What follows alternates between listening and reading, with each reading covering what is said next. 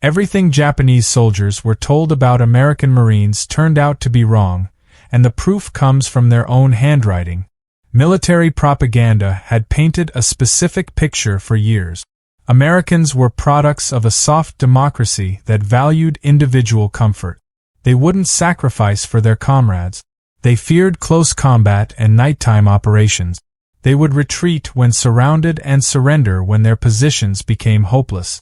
Japanese training officers repeated these claims constantly, and troops heading into Pacific battles believed them. Captured diaries and interrogation transcripts tell a different story. These documents sat in archives for decades, written by soldiers in bunkers across islands from Guadalcanal to Iwo Jima. The entries they contain would have gotten their authors executed if Japanese officers had discovered them, because they admitted something command structure refused to acknowledge. The Marines terrified them. Not weak, not soft, not cowards. Japanese soldiers encountered warriors whose ferocity matched their own Bushido training, backed by industrial resources and firepower that Japan couldn't come close to matching. The men who survived long enough to write about it left behind records that contradict nearly everything both sides publicly claimed about the Pacific War. What you're about to hear comes directly from those soldiers, and what they wrote still carries weight 80 years later. The Marines are not human, and they do not die like other men.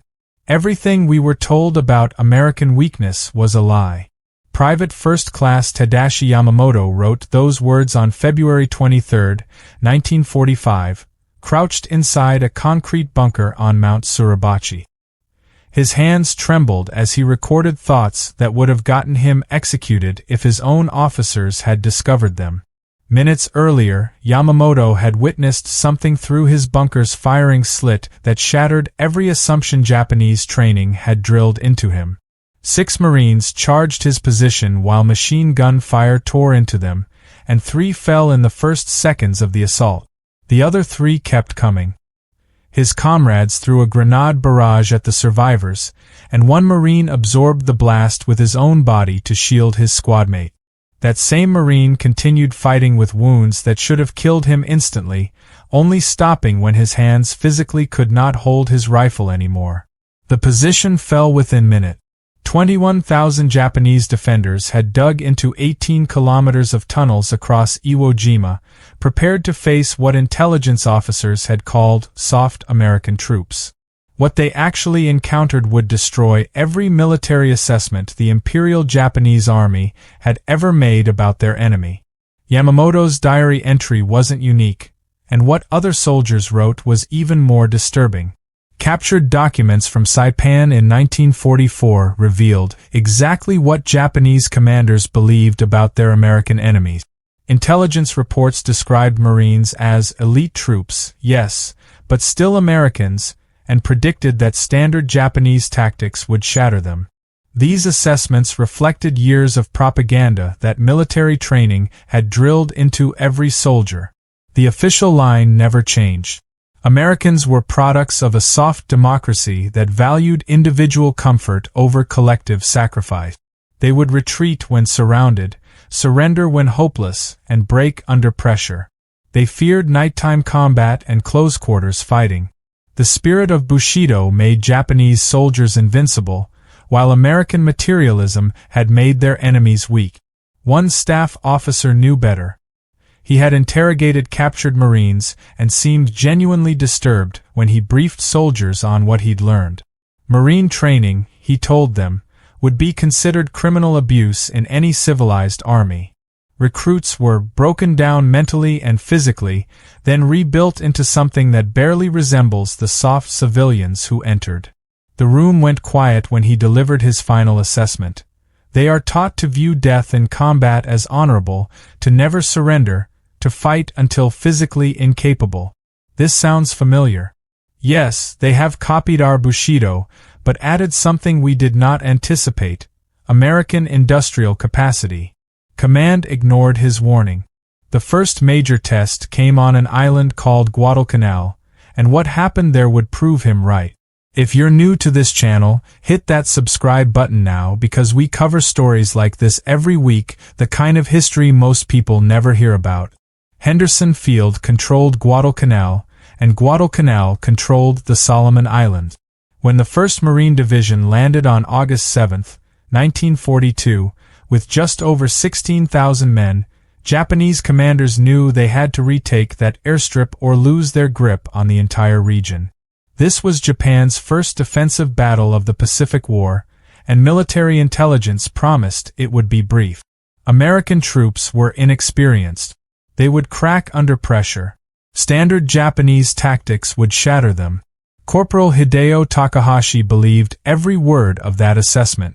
He was a veteran of the China campaign, where his unit had crushed Chinese divisions 3 times their size using textbook tactics that never failed. When he received orders to help retake Henderson Field, he expected another routine victory against inferior enemies. 1 week changed everything. Takahashi's diary entry from those first 7 days contradicted years of propaganda. The Americans who landed are different from any enemy we have faced. They do not retreat when surrounded. They do not surrender when their position becomes hopeless. Most disturbing, they fight at night as if darkness gives them strength rather than fear. Marines had dug in around the airstrip and waited for the counterattacks they knew were coming. Japanese commanders obliged, ordering assault after assault with absolute confidence in their superior fighting spirit. What happened next shocked officers who had never seen their tactics fail. Colonel Kiyono Ichiki commanded 900 of Japan's finest soldiers, veterans who had defeated Chinese forces through aggressive night attack.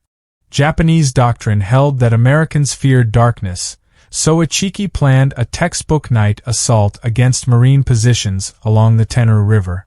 His men crossed the sandbar at 0130 hours on August 21, bayonets fixed, ready to sweep through what they expected to be panicked defenders. Marine raiders from 1st Battalion were waiting in prepared positions with interlocking fields of fire. The battle lasted 20 minutes. Ichiki's force walked into a killing ground and couldn't get out.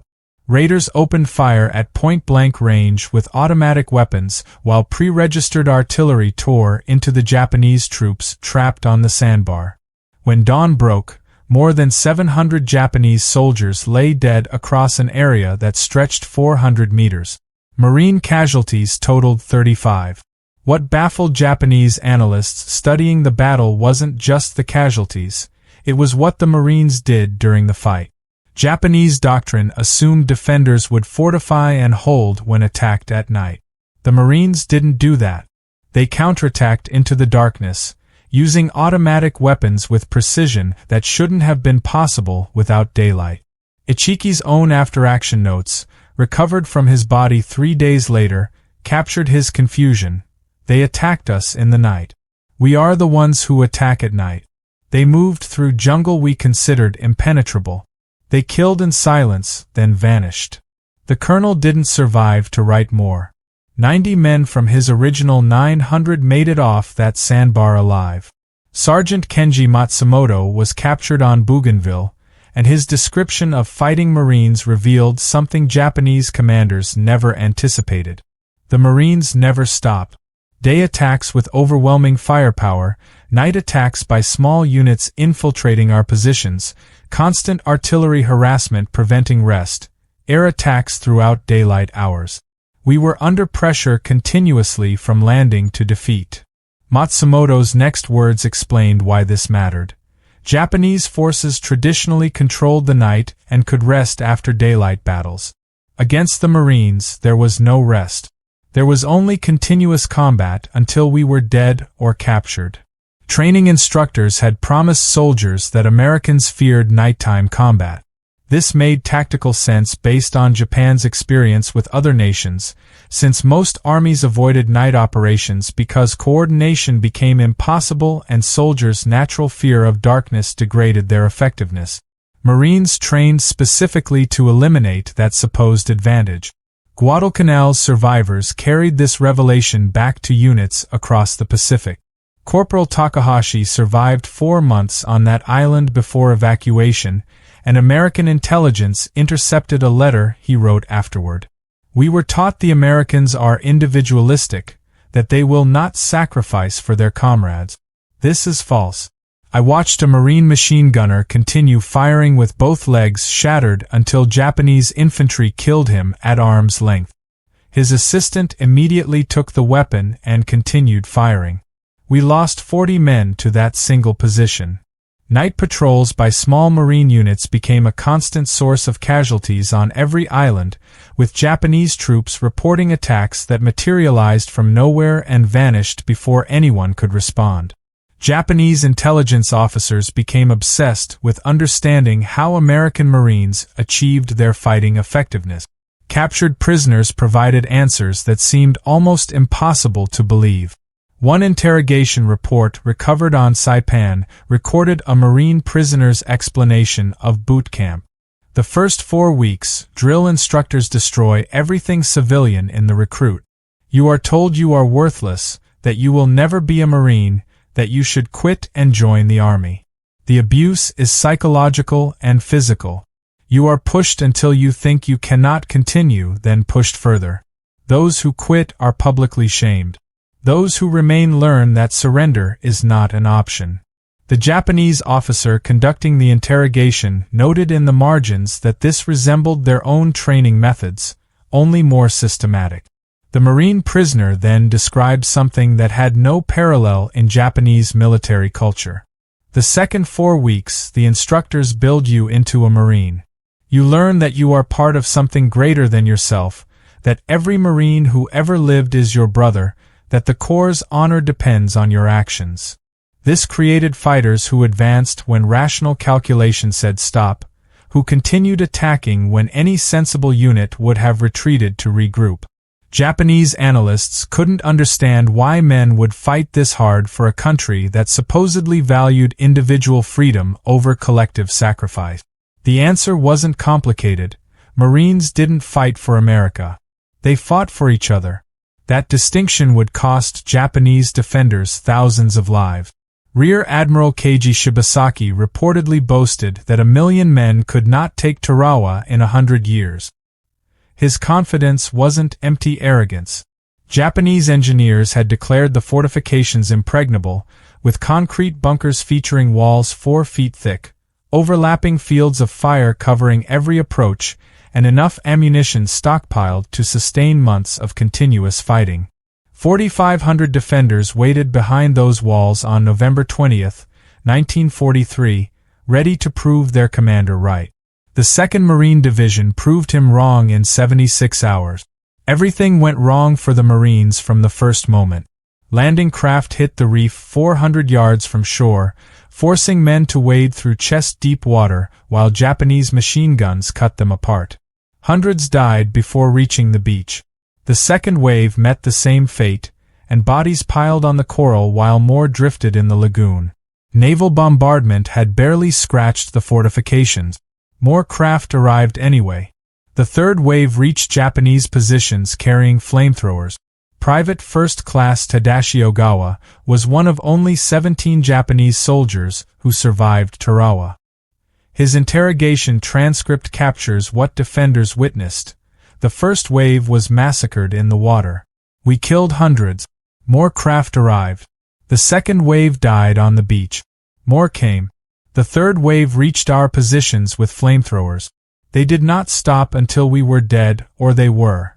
Nearly 6,400 men died on Tarawa in 3 days. Shibasaki himself was killed during the battle, his impregnable fortress reduced to smoking rubble. Marines took every objective on schedule, and Japanese commanders across the Pacific received detailed reports of what had happened. What terrified Japanese officers wasn't just Marine firepower or training. It was their willingness to accept casualty rates that would have forced any other military to halt operations. Documents captured on Saipan included Japanese intelligence assessments that read like warnings rather than battlefield reports. Marines refuse orders to retreat and will counterattack even when tactically disadvantaged. Casualties inflicted on Marines do not degrade unit effectiveness until the unit is completely destroyed. That last sentence appeared underlined in the original document. Captain Yoshio Kobayashi survived Guadalcanal and provided detailed comparisons to intelligence officers. American Army infantry tactics are sound and conventional. The Marines operate differently. They advance aggressively regardless of casualties. They accept casualty rates that would cause any rational commander to halt. This is unprecedented. Sergeant Matsumoto witnessed this doctrine in action on Bougainville. He watched a Marine platoon assault a fortified hilltop covered by 3 machine gun bunkers. Japanese doctrine would have required extensive artillery preparation, followed by infantry assault under smoke cover. The Marine lieutenant assessed the position for maybe 30 seconds, then ordered a direct charge with no preparation at all. 7 men fell in the first 20 seconds. The survivors reached the first bunker and destroyed it with grenade. 3 more men went down assaulting the second bunker. The remaining Marines took it.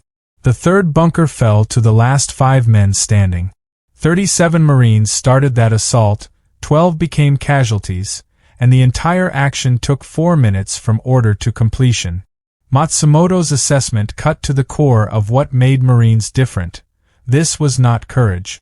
This was systematic application of acceptable casualties to achieve objectives faster than we could respond. That willingness to pay any price created an advantage that went beyond weapons and numbers. Japanese commanders knew Marines would accept 50% casualties to take a position, and that knowledge forced impossible decisions. Defend with insufficient forces and lose the position immediately. Defend with adequate forces but weaken other positions across the line. Abandon the position and give up terrain without a fight. Every option led to defeat. The only variable was timing. Major Yoshio Takahori served as senior staff officer on Iwo Jima and survived the battle. His post-war interrogation revealed how Japanese officers thought about the problem. General Kuribayashi understood that we could not stop the Marines. Our defenses were designed to delay them and inflict maximum casualties. We succeeded brilliantly at inflicting casualties. Over 20,000 Marines were killed or wounded in 36 days.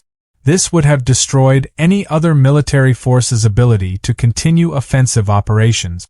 The Marines reinforced and continued attacking without any reduction in intensity. Takahori paused before delivering the line that revealed the fundamental problem. We calculated that inflicting 10,000 casualties would halt their advance for at least a week. They suffered 10,000 casualties in the first week, and their advance never slowed. The imbalance came down to replacement. Marines had 50 divisions in the Pacific Theater or training in the United States. Japan had finite defenders on each island with no way to reinforce them. Every battle became a math problem with only one answer. They were fighting the most intense battle of the Pacific War and living better than we did in garrison. This demonstrated that defeating them was impossible. They would never run out of food, ammunition, medicine, or replacements. We would. Second Lieutenant Toshio Yamamoto spoke those words during his interrogation after being captured on Saipan, and they summarized everything Japanese soldiers discovered too late about their enemy. Yamamoto had led a nighttime reconnaissance patrol behind American lines 3 days after the Marine landing. Japanese forces in similar situations would have been exhausted and running low on supplies after that much intense combat on a contested beachhead. He expected to find the same conditions in the Marine camp. What he actually found convinced him the war was already lost. Marines were eating hot food prepared in mobile kitchens. Ammunition arrived by truck in quantities that exceeded what Yamamoto's entire regiment possessed. Medical tents treated wounded soldiers who were then evacuated to hospital ships within hours. Rest areas allowed units to rotate off the front line. Portable showers and laundry facilities kept troops clean during active combat operations. The contrast with Japanese conditions extended to every aspect of the war. Japanese wounded often died from infected injuries that American medicine routinely treated. Blood plasma, antibiotics, and surgical care saved Marine lives at rates that seemed like miracles to soldiers watching their own comrades die from lack of basic supplies. Every advantage compounded, and the gap only widened the longer battles lasted. Japanese soldiers trained their entire lives to accept honorable death in combat. Bullets, bayonets, artillery, these were warriors' deaths they could embrace without fear. Flamethrowers offered no such honor. Corporal Takahashi was captured on Okinawa with burns covering 40% of his body. His description of facing flamethrower teams revealed why the weapon created terror beyond its tactical effectiveness. You watch flames approach your position. You smell comrades burning alive. You hear the screaming. There is no glory in this death. It is industrial slaughter. Takahashi's next words cut through years of propaganda. This is what the Marines understood that we did not. Modern war has no place for glory. It is about killing the enemy as efficiently as possible using the best tools available. When Marines faced fortified bunkers, they followed a systematic process that horrified Japanese defenders. First, riflemen fixed the enemy position while machine gunners suppressed return fire. Mortars delivered smoke to blind observers. Artillery destroyed what it could reach. Tanks with flamethrowers advanced to burn out survivors. Infantry followed to secure whatever remained. If resistance continued, naval gunfire from destroyers or battleships would obliterate the entire area.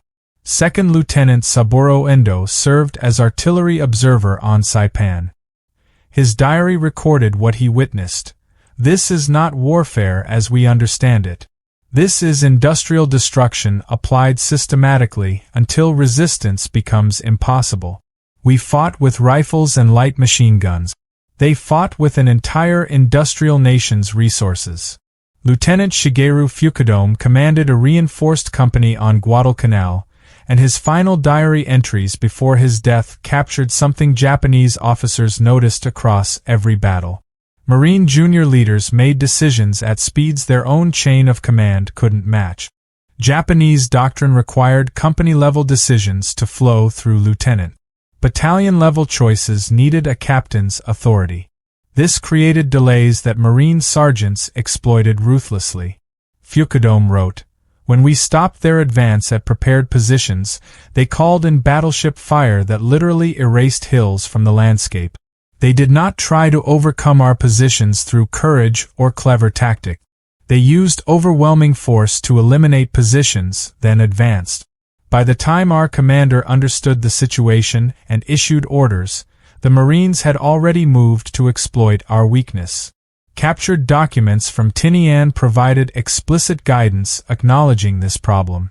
When facing Marines, do not expect them to retreat. Do not assume casualties will degrade their morale. Do not believe superiority in numbers provides advantage, as their firepower negates numerical superiority. Do not attempt banzai charges unless no other option exists, as Marines will slaughter charging troops with automatic weapons and artillery. The document continued with advice that revealed complete abandonment of hope. Do not expect them to fear nighttime attacks, as they fight effectively in darkness. The only effective defense is prepared positions with multiple fallback points and with the understanding that the position will eventually fall. Banzai charges had worked against Chinese forces for years. Mass infantry assaults conducted with absolute commitment would shatter defensive lines through sheer ferocity and the defender's fear of being overrun. Japanese tactical doctrine held this as near religious truth. July 7, 1944, Saipan.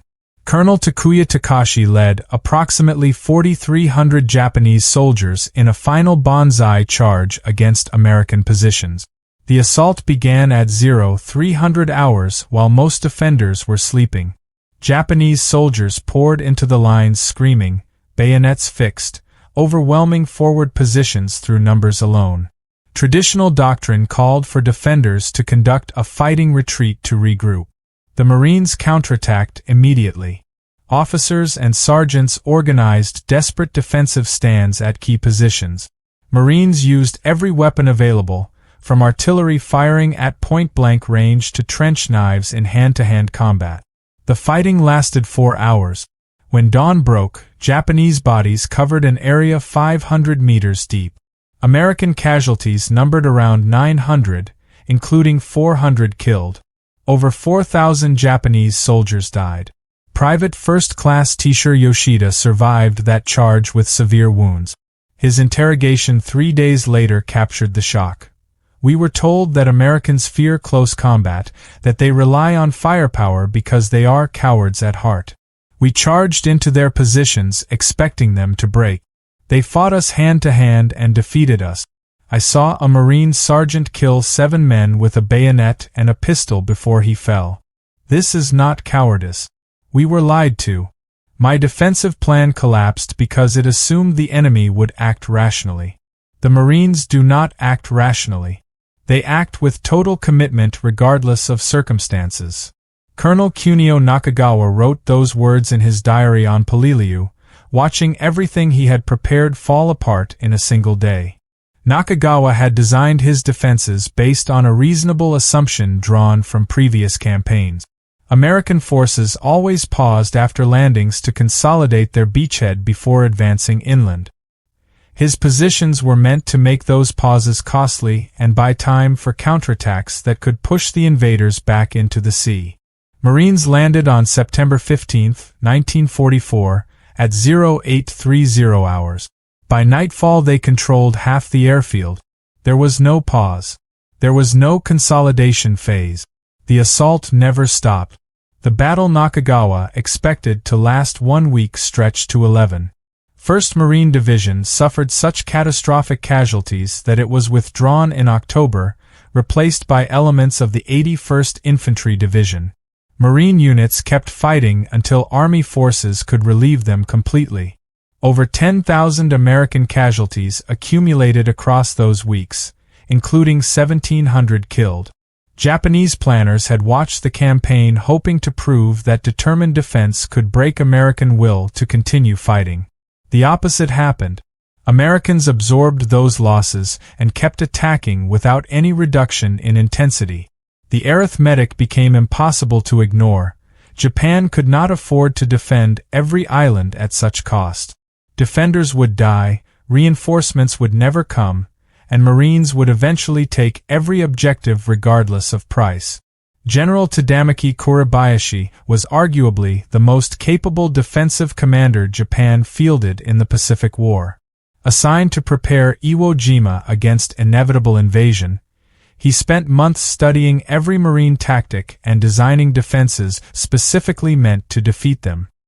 His preparations were extraordinary. 18 kilometers of tunnels connected 1,500 cave positions. Artillery registered on every approach. Bunkers with interlocking fields of fire covered the landing beaches.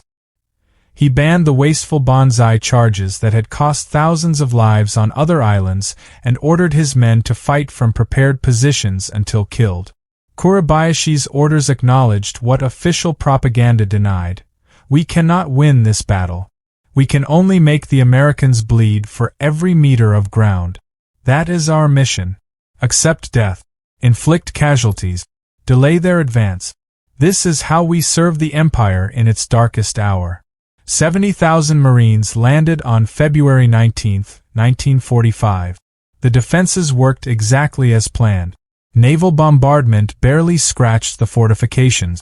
Marines came ashore in neat waves and immediately took catastrophic casualties. Within minutes, black volcanic sand was covered with dead and wounded. Japanese artillery observers called down perfectly coordinated fire. The assault seemed to be failing. And then something happened that Kuribayashi had not anticipated. The Marines didn't withdraw to regroup. They advanced into the artillery fire. Private Yamamoto watched from his bunker as Marines assaulted the position to his right. His diary records the moment Japanese defenders realized their strategy had failed. A Marine flamethrower team approached the bunker. We killed the operator. His assistant picked up the weapon and continued. We killed him. A third Marine took the weapon. We wounded him severely. He continued firing until the weapon was empty. Then he threw grenades into the firing ports until we killed him. By then, demolition engineers had reached the bunker entrance. The position was lost. This happened 30 times in the first hour. How do you defeat men who will not stop? The answer was that you couldn't. 70,000 Marines landed on Iwo Jima. 26,000 became casualties, including nearly 7,000 killed. All 21,000 Japanese defenders died, except for 1060 captured, most because they were unconscious or too wounded to resist. Marines paid an almost unimaginable price and took every single objective. Major Takahori's post-war analysis summarized the fundamental problem. They could replace casualties faster than we could. They had 50 Marine divisions in the Pacific or training in the United States. We had finite defenders on each island. Mathematics dictated our defeat. Marines clearing a destroyed bunker on Iwo Jima found a diary tucked into a dead soldier's pocket. Intelligence officers translated it and filed it among thousands of similar documents recovered across the Pacific. The final entry, written hours before the position fell, captured something Japanese leadership had hidden from their own troops for years. Private Yamamoto had written, "The Marines will win not because they are braver than we are, not because they want victory more than we do. They will win because their nation gives them everything they need to win, and they will use those resources without mercy until we are all dead." This is the truth our leaders should have told us. We are samurai fighting with swords against men with machine guns who also have the spirit of samurai. There was never any hope. There was only death. Yamamoto died the morning after writing those words. His commanding officer, General Tadamaki Kurabayashi, survived a few weeks longer, until late March 1945. Kurabayashi used that time to send one final radio transmission to Tokyo, a message that read like a military autopsy of everything that had gone wrong. The Marines are the most effective fighting force I have encountered. They possess several attributes that make them uniquely dangerous. First, their training creates soldiers willing to accept casualties that would break other units. Second, their firepower exceeds ours by a factor of 5-to-1 in artillery and 10-to-1 in air support. Third, their junior leaders make decisions at squad level that our officers make at company level, allowing them to exploit opportunities faster than we can react. Fourth, and most critical, they never stop attacking. There is no defense that can survive this combination indefinitely. Tokyo received the message. Nothing changed. The war continued for 5 more months until atomic bombs ended it. After the war ended and propaganda dissolved, Japanese veterans acknowledged what their leaders had hidden for years. Corporal Takahashi, interviewed in 1975 as an old man, summarized what his generation learned. "We were taught that spirit conquers material, that our will to die made us invincible. The Marines taught us that spirit plus material conquers spirit alone. They were as willing to die as we were. But they had Sherman tanks and naval gunfire and unlimited ammunition and air supremacy and medical care and food and all the resources of America behind them. We had our rifles and our courage and promises of victory. That was not enough. It was never going to be enough. The Marines proved it on every island they took. The statistics tell part of the story. Marines fought in every major Pacific campaign from August 1942 to June 1945. They suffered 87,000 casualties, including nearly 20,000 killed. They never failed to take an objective, never abandoned a position once captured, never gave Japanese forces reason to believe they could be defeated through superior tactics or fighting spirit. The price was terrible. The results were absolute. Private Ogawa, one of 17 survivors from Tarawa, described the moment Japanese soldiers understood their fate. "We inflicted thousands of casualties. We died almost to the last man, and the Marines took Tarawa on schedule. They paid the price we demanded and continued their advance across the Pacific. That was when we understood the war was lost. An enemy who will pay any price to win cannot be defeated by making victory expensive. Those words, written in a bunker on a burning island 80 years ago, capture something timeless about what made Marines the most feared force in the Pacific. They said they would take the objective, and they took it. They said they would accept any cost, and they paid it. They never stopped.